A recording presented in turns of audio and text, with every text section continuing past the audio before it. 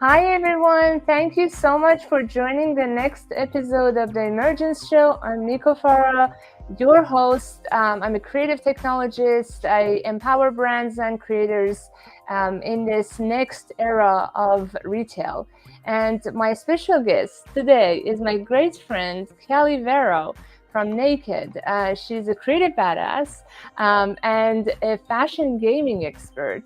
I love her colorful persona, and she is, bridging this gap between two areas that I'm personally very passionate about. So today we're going to talk about the intersection of fashion and gaming. Kelly, tell us more about yourself. Thank you for being here. Oh, thank you so much for having me. Can I just say that I mentioned this in a post the other day. We met during lockdown, and really, this is the first time that we've actually spoken. So this is kind of awesomely weird and surreal as well, Yes. because I feel like I've known you for a really long time. Okay, I'll cut to the chase. I'm Kelly Vero. I am a game developer, let's say. I've been working in the games industry for 30 years, and just at the point of kind of lockdown and the pandemic, I started working more with digital twins. So I sort of pivoted a little bit and started to really get under the skin of what the digital twins could do for us in the future. And that's taken me to a million different events. I've met beautiful developers, designers, creators, thinkers like you who are watching this from the comfort of your office desk or on the road. Hopefully, you're sitting outside in the sunshine if it's sunny where you are. But all of you folks have really informed my work. So today, I am the founder of Naked, which is we call ourselves a G-commerce company. So what does that mean? Well, we're kind of revolutionizing e-commerce, and we're replacing the E with the G, which it comes from video games.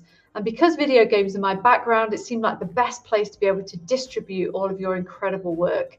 And so that's where we're at today. I'll explain a little bit in more detail about what it is that we do actually at Naked. But you can kind of say that I'm a bit of a square peg in a round hole. I don't belong in the fashion industry at all, or do I? I feel like I do. I feel like I should always have been there, because when I left school, Nico, believe it or not, I wanted to be a fashion designer, but I couldn't draw. So the teacher said, "Yeah, I'm afraid you're not going to be able to go to Central School, Central St Martin's School of Fashion and Design." And instead, I went off to do game design, and it was the best thing that I could ever have done, because it's filled me with so much experience and brought me to this place.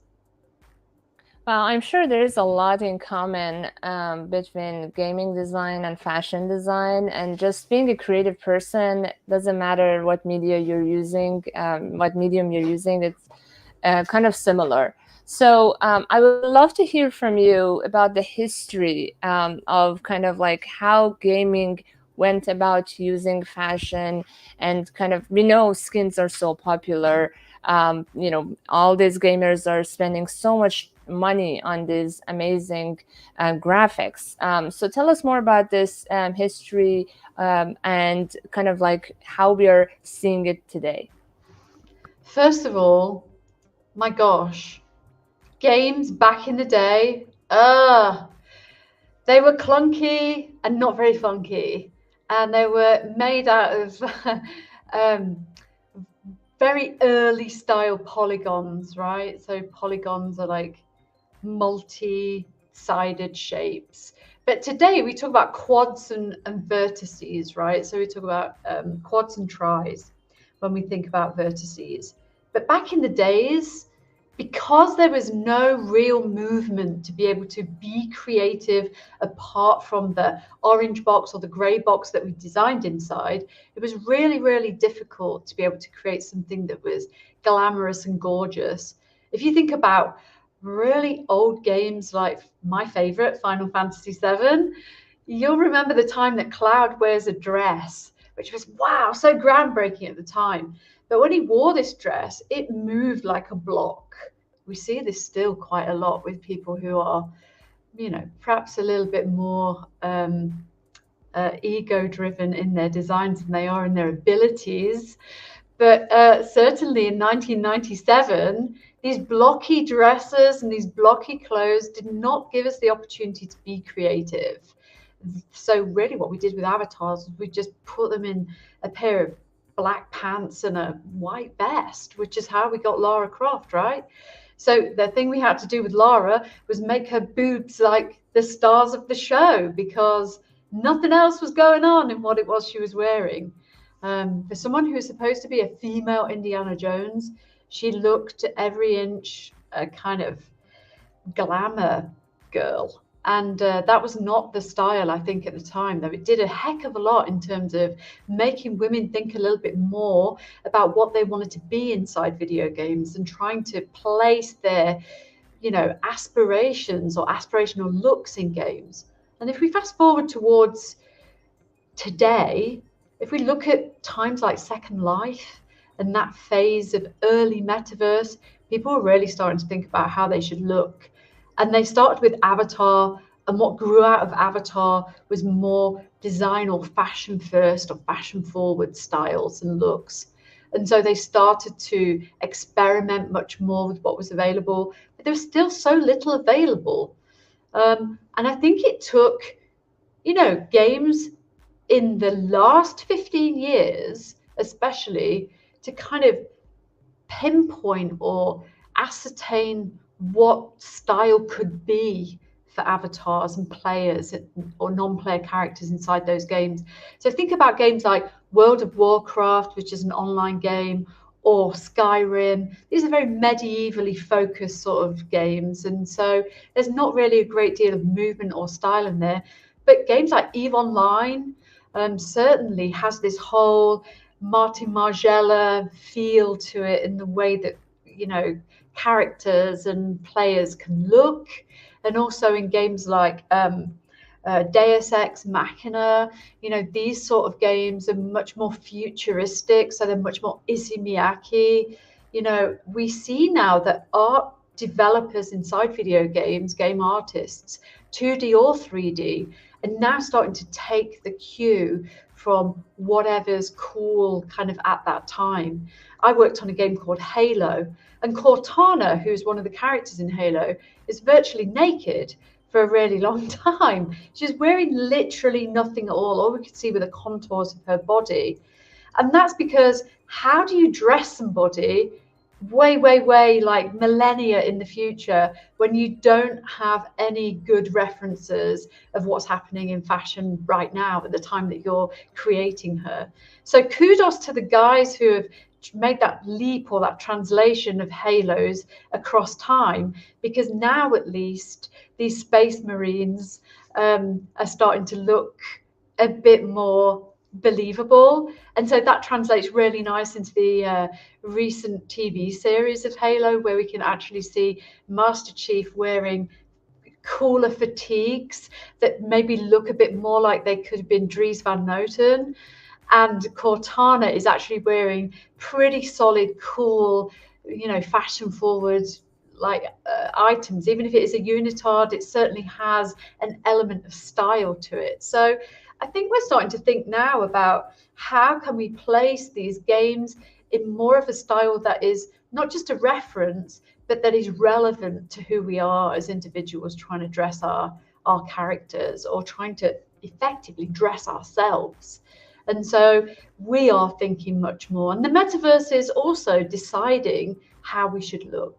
And I think that's really important too, because we've got this whole world of incredible new designers and emergent technologists that have come out of this period. So from the blocky dress to the incredible movement of the body inside items of clothing or couture, really amazing. Yeah. Yes.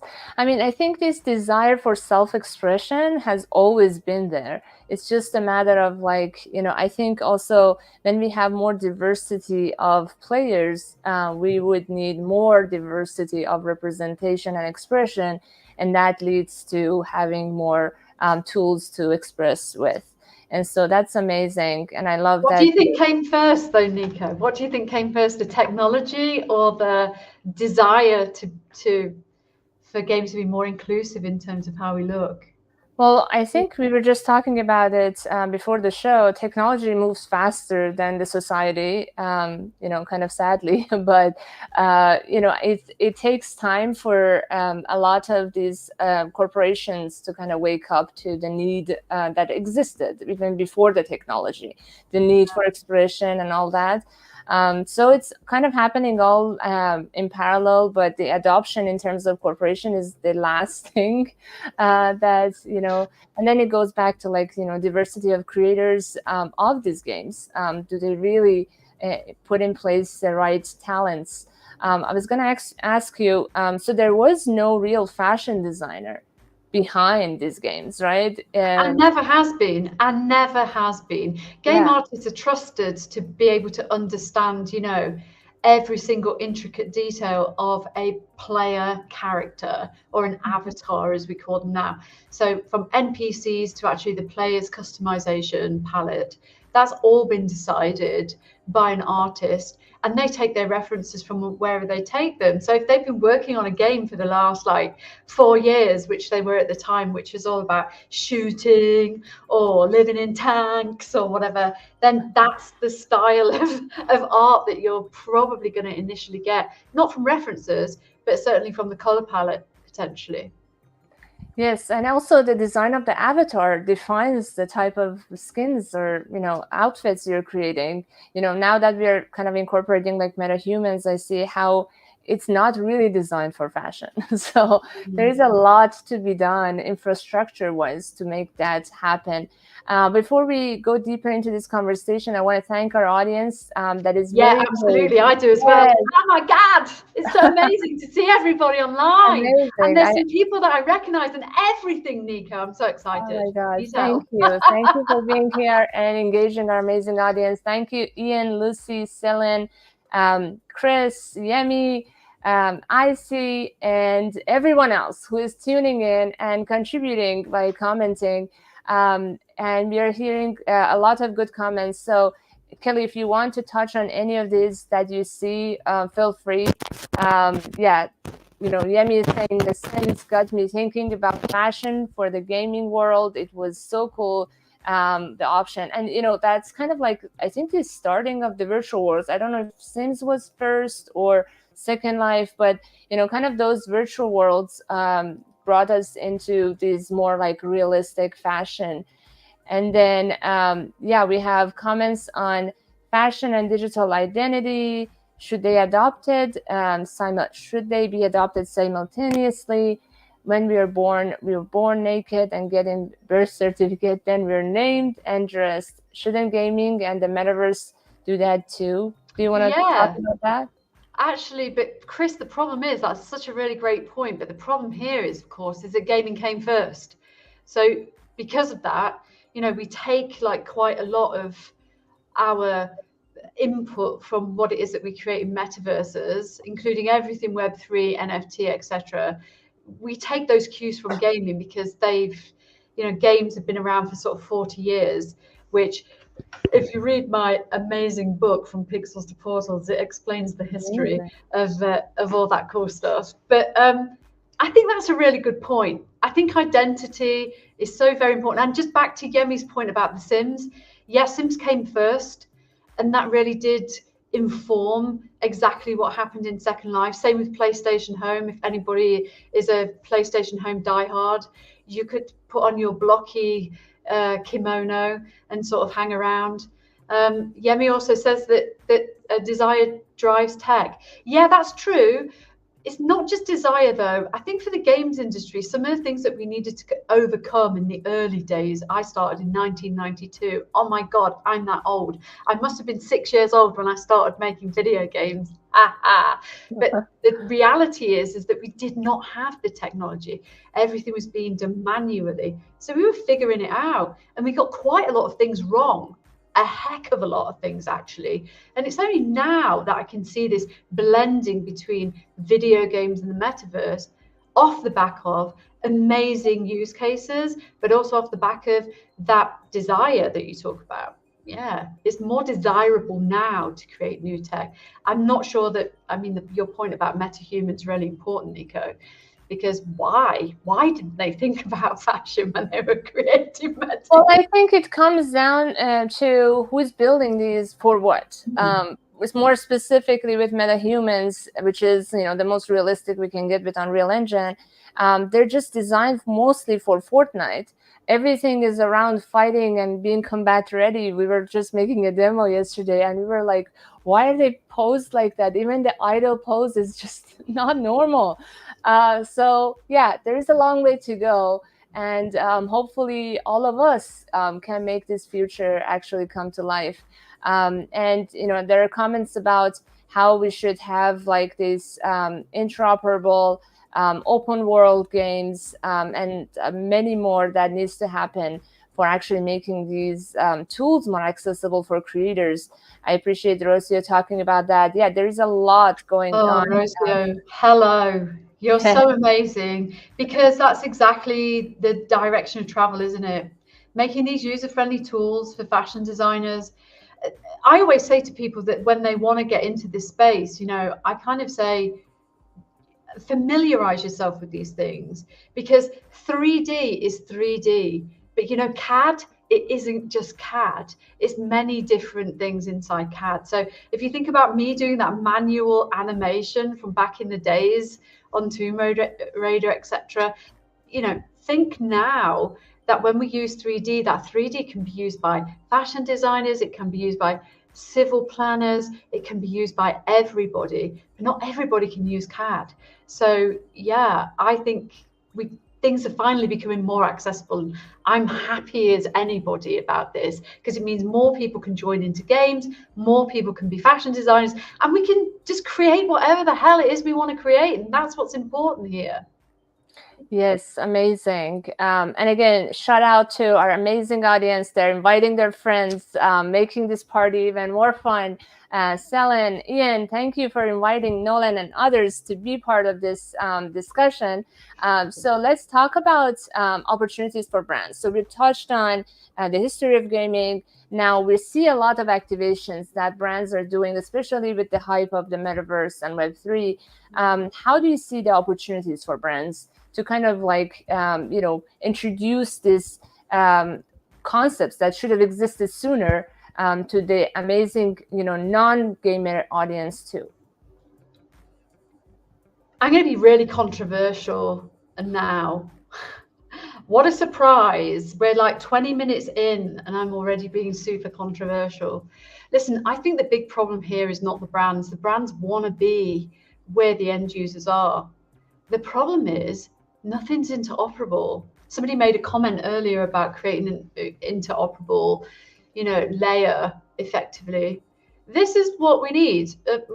We'll talk about Naked, I suppose, in a minute, but that's why I set up Naked, really, because I was absolutely sick and tired of going from game to metaverse and having to create a whole different palette for the brand that I was working with to try and take that over into another distribution method, dimension, platform, whatever.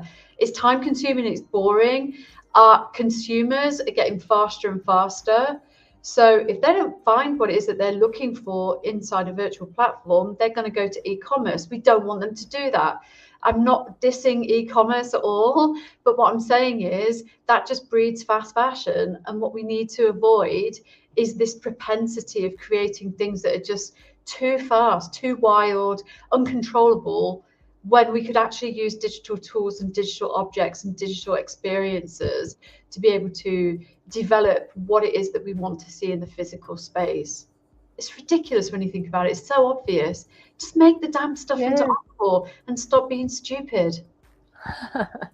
Well, I love this comment from Georgina that, there's so much that we can do with fashion that, physically is just not possible. It costs too much, or, just like not accessible. And why should we? If we are in this type of interactions, which our lives are becoming more digital, then we can use digital fashion. We can express ourselves in a lot more ways. So yes, definitely we need more of that. So how about AI? The hot new topic of generative AI and everything else. Tell us how Naked is working to incorporate AI to facilitates a lot of good work. Yeah, so the stage that we're at the moment is really exciting. As I said, off stage, which is just between you and I. But Yes. we're at this really important stage, right, where we've created this POC, and our proof of concept is really simple. We take information from a PLM, we compress that information down in the PLM. So that's a product lifecycle management document, which is used in fashion, brands, e-commerce, etc. And we pack that down as metadata and we put it into a digital object. Then what happens with that digital object is we place it in e-commerce, in a video game, in the metaverse, as an NFT, social platform, snap filter, whatever. And that metadata never leaves that object. You can try and split it apart, pull out all of the UVs, etc., but you're still just like having a label on your clothes that you can't cut off. That's what's in our objects. So that means we create full traceability of items, objects, wearables across the entire spectrum. And we're creating something that's super interoperable as well. So we've created not a kind of our own format, because that would be stupid and crazy. We're using AI technology to be able to distribute at source. So as soon as we have a high quality object, then we distribute that object out to the platforms which have differing polygon styles, differing, vertices, platforms, because things change, right? So how you would play in Decentraland is different to how you might look in Roblox. And I wanted to be able to have not a one size fits all, but certainly a one-stop distribution platform for every single one of our objects. And then that way we can cover the whole gamut. Also, Yemi's just mentioned something about digital passports. You can also place anything that you buy from Naked directly into your digital wallet and just carry it around with you. So, there is no kind of stopping what it is that we're creating at Naked.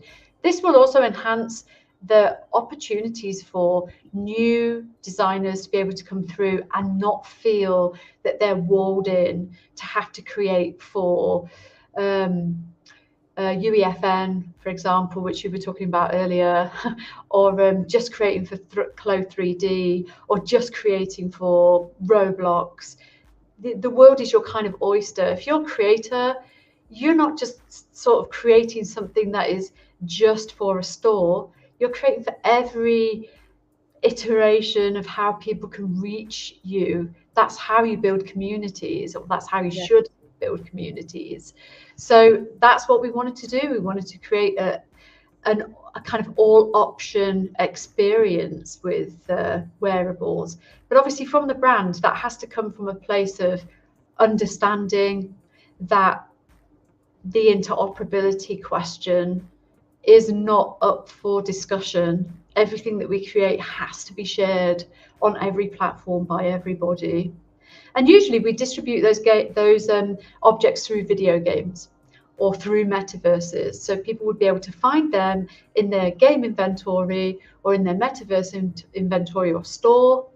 And within that metadata, they'll be able to find backlinks to be able to buy the physical object.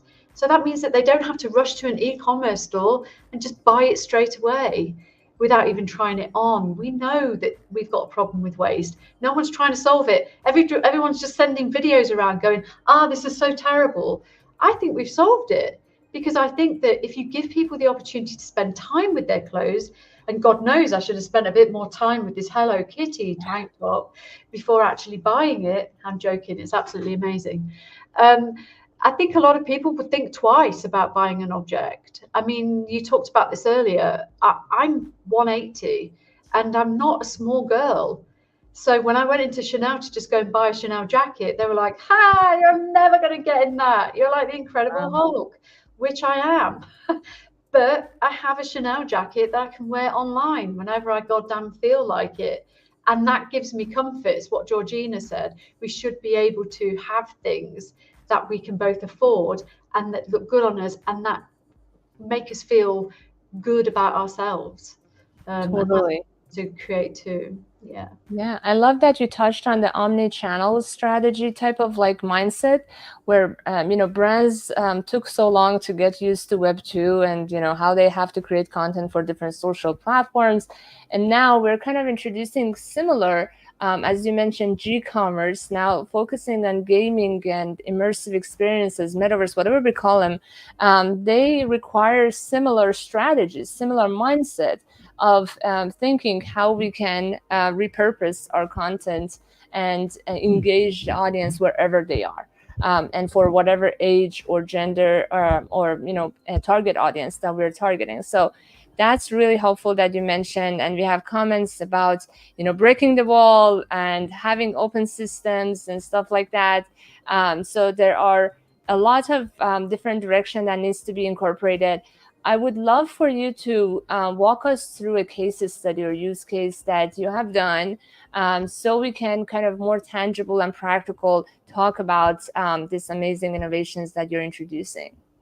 Yeah, if you want to share your screen, I'll talk a little bit about a project that we worked on at the end of last year. This is Vapor Boy is the item, and you can find it in Metropolis World. It's an interoperable item, and we created it for them. And this is kind of a real one of a kind for us because this never existed. This is a designed property, but we still needed to bake in all of the metadata, make sure the backlinks were in there, etc. And also, it only ever existed as a 2D property. So what you see on the avatar there is exactly what you would see in Metropolis World. What I found really challenging about this particularly is the fact that it didn't exist. But what I found really exciting about it as a challenge was that it had to be interoperable. So this is an NFT as much as it's a wearable. You can wear this anywhere you goddamn feel like it if you buy this from their store. It goes into your digital wallet. You can add it on your Zoom filter. You can put it on your Snap filter. You can wear it inside their game. You should be able to wear it in any game. So you could wear it in Decentraland. There's a Roblox version of it, of course. There's also a console version of it also.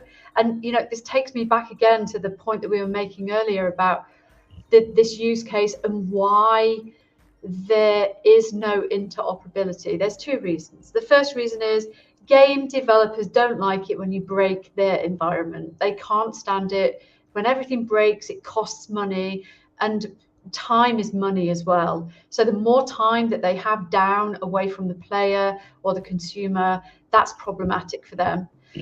The second problem here is that some companies think that they're making something that's interoperable, but their interoperability is very limited. So if we talk about avatars such as Ready Player Me, they can only go so far. Brilliant though they are not game ready yet. And so because of that, we will never be able to carry our avatars around with us and our skins and with Ready Player Me until that's happened. So that is a little bit problematic.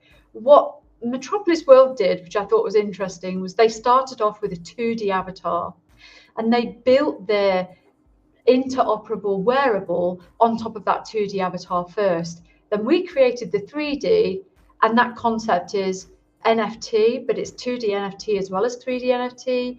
And also that NFT is available as a filter. So, anything that's on chain, really, you should be able to use it wherever it can be used. One of my favorite sort of on-chain places for uploading NFTs actually is Spatial. I think they do fashion really, really well. I love objects and stuff that I've collected over the years that I can just throw into a room or a space. So if anybody's thinking about practicing inside this space, please do use places like Spatial as well, because they've got really good high resolution kind of generated or procedurally generated environments for you to use there, which is super cool. So Chris says, nice wearable. Can I talk about what blockchain it's minted on? Metropolis World, I think, well, you can come along to the space tomorrow. We've got a Twitter space where I'll be talking about Web 2 games. So we'll have probably a little bit of a discussion about Vaporboy as well. And you can find out a bit more about Metropolis World over on X. But certainly, I think this is like a regular Ethereum or Polygon, probably. Yeah, it's probably Polygon, actually. Yeah. I think Polygon, yeah, to answer your Amazing. question. So I love that you touched on really good points from infrastructure and avatars. Like I think that's a big pain point. And we talked about kind of paywalls and gating. We've seen anytime companies, especially big tech, like they create infrastructure. Obviously, for the monetization, they go for gating this, and we have to go through them. We saw that with Ready Player Me. We're seeing it with others. So it is very challenging for creators to want to incorporate their amazing work in real time, ideally. But there's so many. I don't know if you guys have done anything in collaboration with any other avatar providers that you can recommend to us. I would love to also hear like the process of creation. Like you said, this is started from a 2D image. And, that introduces some challenges. We talked about this process of like AI fashion creations last week with our amazing guest, Ope. And she mentioned like with her collaboration with Revolve, the clothes didn't have the design for the back of the dress, for example. So like now that, like more challenges, how do you envision what you didn't have? And do you need to have fashion design expertise? So I'm curious how you guys go about when someone presents you with just a 2D image, how do you go about getting that beautiful 3D asset from it? Well, because this never existed apart from inside the minds of the folks at Metropolis World, we had to ask a series of questions. I've become such a fashionista in the last 4 years, and I'm surrounded by really amazing people like you, that I ask these like interesting questions about things like the provenance, the bill of material, how does it hang? What does it look like? Is it rigged? A lot of the things that we make it naked are generally unrigged. And the reason for that is because they have to fit. So if you rig an item, generally, it's going to fit potentially only one size. If you unrig it, it means that the mesh and the polygons can stretch, they can move, and the texture doesn't have to. The texture can really stay tiled on top of the mesh or the UV itself. So that's the first thing. The second thing, working from 2D is very sort of interesting. It's the first time we did it, but I think one of the reasons why it really worked is because we were able to build up a mental picture of what the back looked like. So I watched your chat last week with Opie, and one of the things that Opie did talk about is not knowing what the back part looks like. Fortunately, with what we're doing at Naked, we're using computer vision not to decide what the back looks like, because we're taking the leads directly from the brand that we're working with. When they create a digital asset management kind of database, what they tend to put in there are the images from all directions, or catwalk images, or wholesale images. And so with those images, we're able to build up a picture using our AI of what it looks like from every direction without lighting, and a suggestion about what the shading could look like for the garment. But in terms of 2D, we don't have that at all. So what we had to use was some creative license, and that allowed us to speak directly with our friends at Metropolis World and sort of say, do you want things like the super sort of hive or pixelated image on the sleeve going into the shoulder a little bit more? Do you want things to be cut away?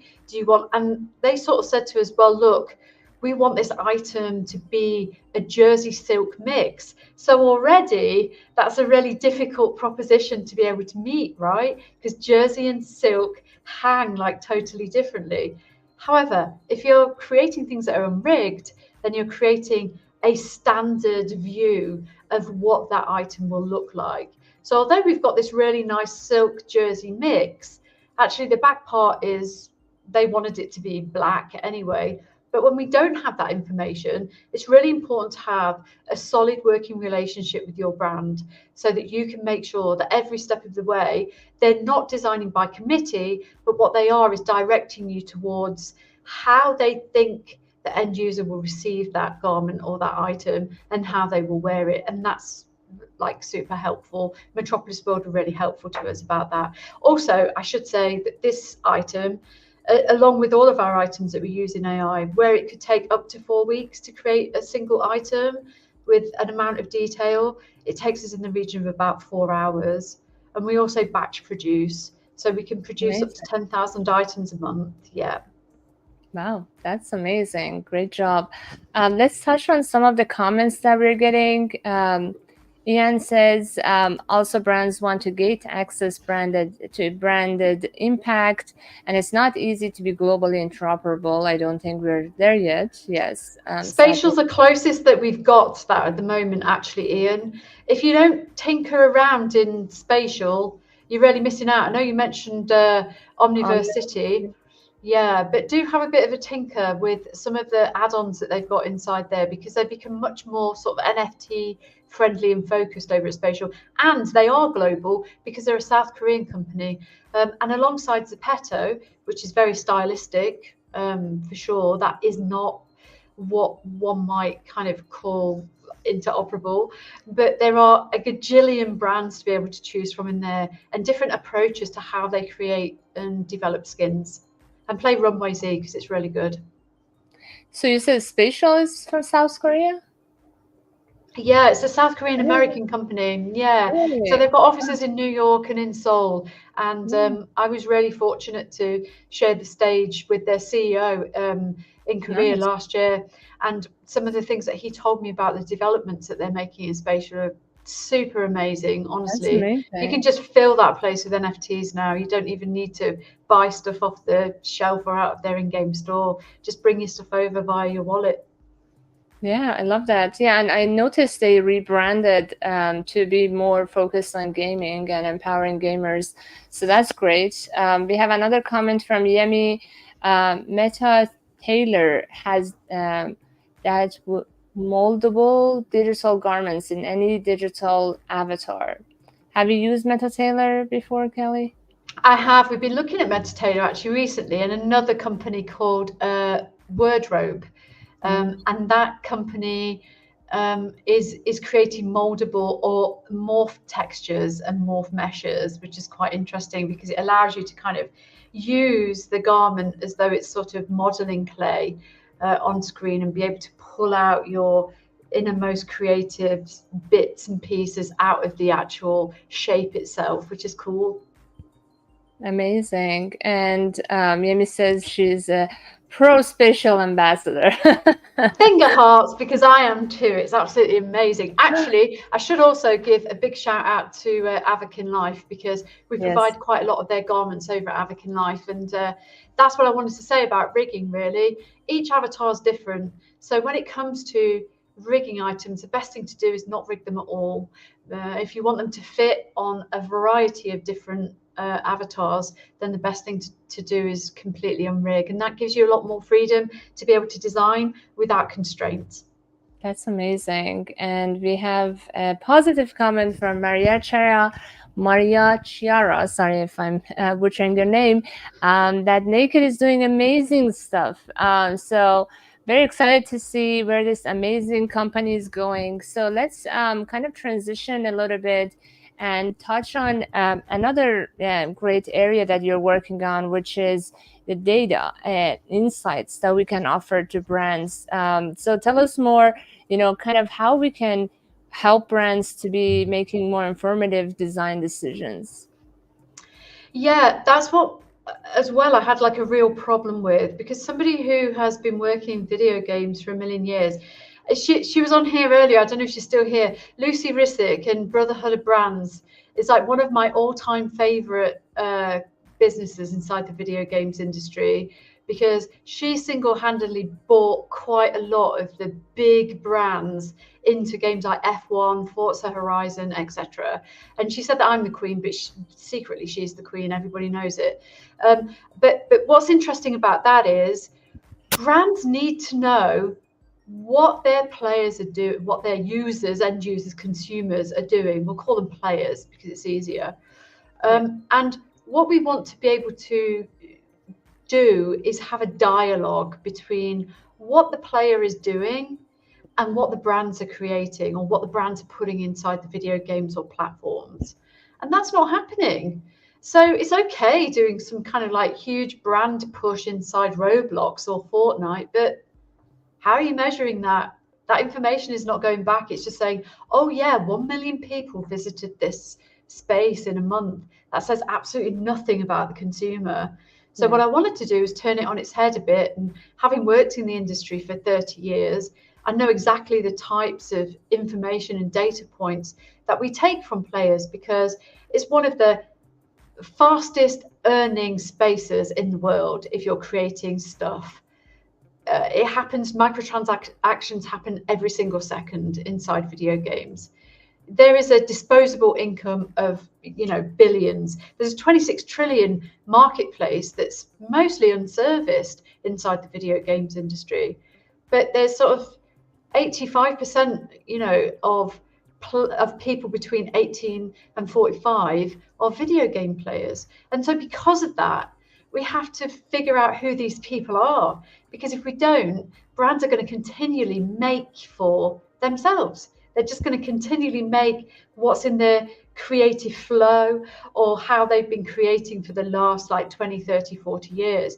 Instead, Gen Z are now starting to turn their backs, and Gen Alpha turn their backs on traditional heritage brands, and they're starting to go after more vintage looks or things that their parents had or wore, or because they don't really understand the brand, because the brand doesn't understand them. So at Naked, we thought this was an interesting challenge. So in baking all of that information into our digital objects, which I talked about earlier, we are able to trace and track who is buying that stuff, who's buying that digital item. And so from that, we receive information. Now, this information is cleansed. So I have to say that if players under the age of 13 are buying items, we cannot get any sort of geographical, demographic information apart from their age range, because it's against the law. We have to be compliant with a body called COPPA, which currently looks after young people playing online. That said, and every video game company adheres to this regulation. But that said, brands up to this point haven't really cared about this stuff for all the reasons that I mentioned before. But now they're really starting to care, because they're thinking, where is the future of our consumer? Where are they? What are they doing when they're not inside our Brandy Melville store? I can think of a better example given the Netflix documentary that's currently airing. But where are young people going? Where are they getting their kicks? Where are they buying their kicks? And they don't know that. And the only way for them to be able to know that is if wearables do have this kind of labeling system or this tracing system, so that they can be found. Now, what we're not trying to find out is whether Nico Farah, aged, I'm going to say you're 18, aged 18, goes here and carries this around in her, OpenSea, and she also uses this on Zoom and blah, blah, blah. There are points of information that we would never be able to get unless we have very specific relationships with every single platform. But with all game platforms and all or most social platforms, including metaverses, we can get that information. We can know how long you're wearing that beautiful t-shirt for, when you changed your chain, where you're wearing your items of clothing. Are you wearing it to an event inside the game, or are you not wearing it at all? How long it takes you to wear that garment. So after you've purchased it, is it 2 weeks? Are you waiting for a season? Do you want to wear it for a Halloween party? All those types of things. So we can get that information, through our data insights. Then we pass that back to the brand, and then the brand go, oh no. And this actually happened because we spoke to Louis Vuitton, and we showed them some stuff, and they said to us, so people are wearing Louis Vuitton crossbody bags with an H&M white t-shirt and a pair of Gucci loafers. We said, yeah. And they said, that's not right. And I said, but that's how people wear clothes. Yes, yes. What do you want, guys? They were very confused. They were like, H&M with a crossbody bag? So it's not about snobbery. It's about understanding that these days, and all of us, we're very versatile individuals. I'm wearing this tank, for example, which came from Target, but I'm also wearing an H&M top, which is really old, by the way. So it's not something I just pulled off the shelf. It's vintage. But the point of fact is that the way we wear things cannot be determined by the people who are making them. In the same way, in video games, as we can't determine when we make video games how people are going to play them. So these are really good data points that I think are being missed by brands, by atelier, and by houses. Yes, it is basically understanding the consumer behavior that is shifting rapidly, especially with the younger generation that have a very different taste and value system, and then designing and creating for what they really want, not what you think they should be wearing. So that is very crazy. And we have a comment from Celine that says there Mojo Dojo Casa House. That is true. So I would love to hear from you as an expert that is working in this intersection of fashion and gaming. What has been the most successful or well done activation from the brands? We've seen a lot of it, whether it's been called metaverse activation or just gaming. Which one is your favorite and why? Well, let's talk about which is my least favorite, because I think that's important. Decentraland Metaverse Fashion Week was possibly one of the most disastrous things that ever happened, and hopefully we've all forgotten about it now and we can move on. The first one or the second one? Both of them. Oh, that was a good question. The second one was particularly bad. I think that, what, apart from the ones that we've done, the brands that we put into video games, I can really tell you that one of the best that I've seen is obviously Nike.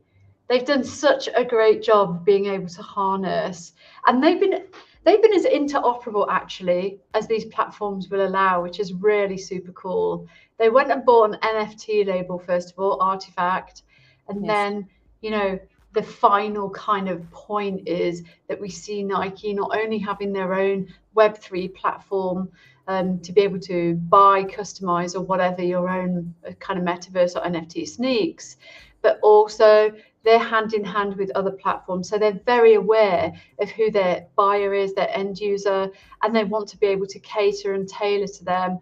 They basically go where the user is. They go where their audience is. And we could learn so much in creating fashion from Nike, I think. So that's been a fantastic activation.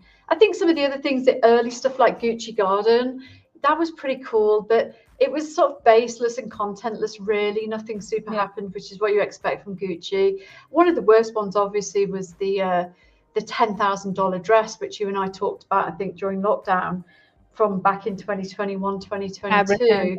Yes. It was terrible because it was useless. And so what I want to be able to see from a lot of these like new digital design babies is, if you're creating digital dresses or digital wearables, for heaven's sakes, let's just not take pics in them. It's not important. Like, let's wear them everywhere. Have those activations inside video games, have those activations inside platforms. Don't just kind of buy a $10,000 dress just so that I can wear it in just an AR app, or just take a picture with me wearing it, or superimpose it on me. It's rubbish. It's garbage. It's a waste of $10,000. we should still appreciate the effort, right? I think what Fabricant did with that dress, at least kind of gave the whole industry a shock that, hey, I think this it was a is, Dolce and Gabbana dress, that one that I I'm don't talking know. about. But yeah, they were both probably 7,000, so that's what I was thinking. Really? But Fabricant digital fashion dress was sold for 10,000, and that was an innovative move. There was not really; it was just an image.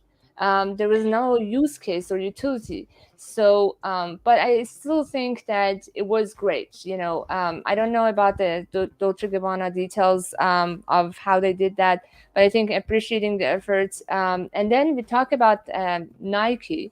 So that's a very interesting one because similar to what Ian said in terms of the market fit, I think for Nike is such an interesting kind of market situation because their target audience is 18 to 24, young male. And so that makes sense for Fortnite. That makes sense for a lot of these, early adopters of Web3.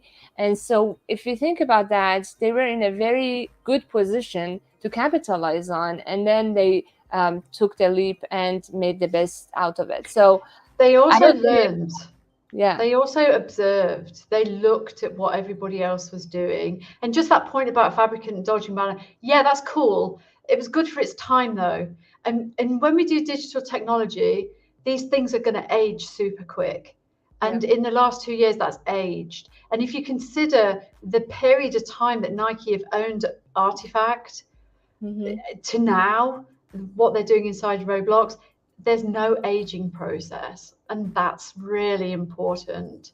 And so, yeah, I think sneakers is also a good example of how to engage through transition. They've done a really great job as well, Ian. That's a really super point. But again, they've observed, they've looked at what Artifact are doing, and they've adapted. And I think you've got to adapt to survive. And it's not just about what we talked about earlier with Rocio's comment about digital technology and following that digital technology. It's also about us as brands adapting to survive what's coming next. If we're not ready to do that, then yeah, we lose ultimately. Yes. Ian's done a massive essay here. Thanks, Ian. This is great, but this is going to take me a day to read this. Hang on. The problem with the stigma around NFTs in general is that some perform, others fail. This is true. Listen, the problem that I've always had with NFTs, and I created the international standard for trading NFTs in luxury and art, is that it doesn't have a use case attached to it. So unless it has got a use case attached to it, there's nothing for it to do. It just sits in your wallet and languishes. I'm sure if you look in your digital wallet now, you've got a million NFTs in there that you kind of thought, oh, that's just like a POAP. I don't really know what I'm supposed to do with this. But if you've got something that you can wear or something that you can use, then this proves, the case that you're making here. The court of opinion generally is NFTs that are created from JPEGs are bad. NFTs of your cat are bad. Digital assets are good. And yeah, certainly a lot of people that I speak to would say to me, Kelly, we don't want to call them NFTs anymore. We want to call them digital assets or digital collectibles. Yes. Just rebranding and every problem is going to get solved. I appreciate all the contribution from our amazing audience. Let's talk about the future. A lot of these technologies are very much future forward, and it takes time, obviously, for the users to and the society to kind of get to that point. But how do you predict this future of intersection of fashion and gaming? Well, I think, judging by a lot of the comments that are in the chat today, which are just so valuable and amazing, I'm blown away by them, super overwhelmed, because this is the future. I think we need to really reassess exactly what we are doing when we talk about omnichannel anything, retail anything. Vision Pro gave us a vision of the future, which is going to be procedurally generated, and it's going to create a 3D internet. So what the hell are we still trying to do expensive photo shoots for with human beings holding clothes that are samples that are going to end up in landfill. It's just pointless. You know, some of the things that we've done with Lulu Guinness recently, for example, who are incredibly forward thinking, we've replaced their physical bags with digital bags. So instead of going through the process of doing these expensive photo shoots, now what they need to do is place a digital item inside a rendered environment, and bingo, you've got yourself an e-commerce image. So I think the direction of travel really is going to be led by a lot of this device hardware, and it's also going to be led more by the end user. If 85% of Gen Z have got avatars now, which they connect with on a daily to weekly basis, why aren't we creating more stuff for them? It just beggars belief, really, that brands are still really behind in this, and they're not thinking with their heads, they're thinking with their bank balances, and ultimately they're going to lose. They're going to be taken over by young people like you, Nico, who are going to come along and just destroy the entire competition, you know, and just say, goodbye, old folks. Here's the way we're doing things now. And we're going to design it all in Vision Pro. We're going to do it in USD. Also, Naked creates everything in USD. And so you can see that the world is changing. Think about this as an example.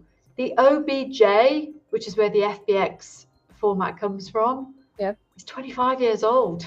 Wow. 25 years old. We've been using OBJ format for 25 years. Oh, and I have to also say that for people who create avatars and are really excited about avatar development, because I'm over at the IEEE on a working group there for avatars, coveroids and humanoids, the new P3141 avatar standard comes out this year. So finally, we won't have to say, oh, which avatar are we using? Are we using this one for AutoCAD or this one for, you know, Decentraland, or which one are we using?